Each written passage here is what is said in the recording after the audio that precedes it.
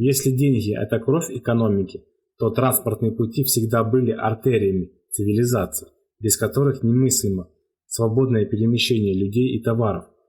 Это понимали еще в античную эпоху.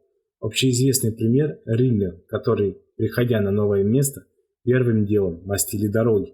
Некоторые из них, что вели в Рим, сохранились по сей день. К сожалению, в Бессарабии в последние десятилетия транспортные пути в списке приоритетов не назначились, о дорожных проблемах здесь вспоминают лишь во время популистических предвыборных гонок. Так, важнейшая для регионов трасса М-15 Одесса-Рени вымощена асфальтом более полувека назад.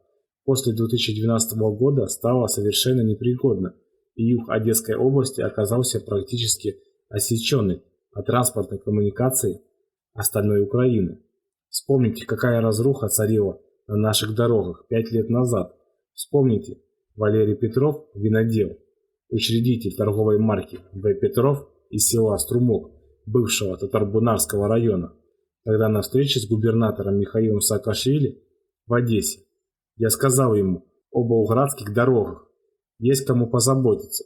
Очевидно, шутливый намек был адресован Петру Порошенко, который одно время жил в Болграде. А про наше Вилково никто не вспомнит. Восстановите дорогу к нам, и я вам памятник поставлю. Вскоре стартовало дорожное строительство.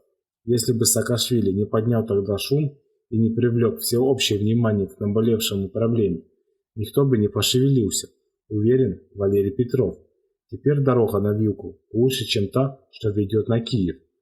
Так что пришлось и мне сдержать обещание. Стела за добрые справы установлена.